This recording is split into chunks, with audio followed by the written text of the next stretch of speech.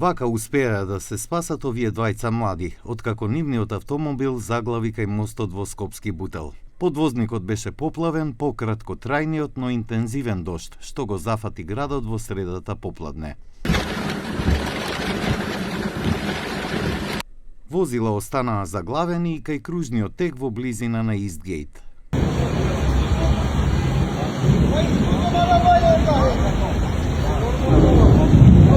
А вака изгледаше улицата Џон Кенеди во Чаир.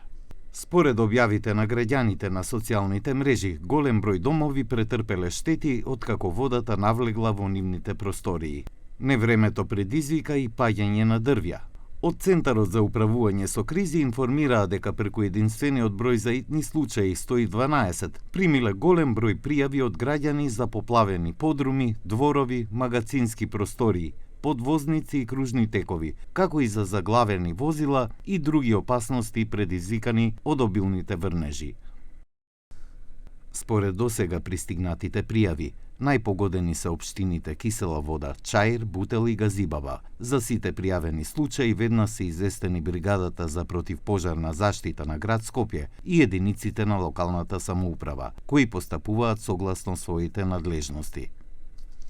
Градоначалникот на Скопје Орце Ѓорѓиевски соопшти дека кризниот штаб на град Скопје, заедно со градските служби и јавните предпријатија, е целосно мобилизиран и подготвен за брза интервенција на терен доколку има штети, поплави или потреба од итна реакција. Во постојана координација сме со ЦУК, МВР, ЕВН, противпожарната бригада на град Скопје и сите надлежни институции. Сите капацитети се ставени во функција, со една цел – навремена заштита на граѓаните и спречување на поголеми последици. Екипите на град Скопје ќе бидат на располагање во текот на целата ноќ и ќе интервенираат секаде каде што ќе биде потребно.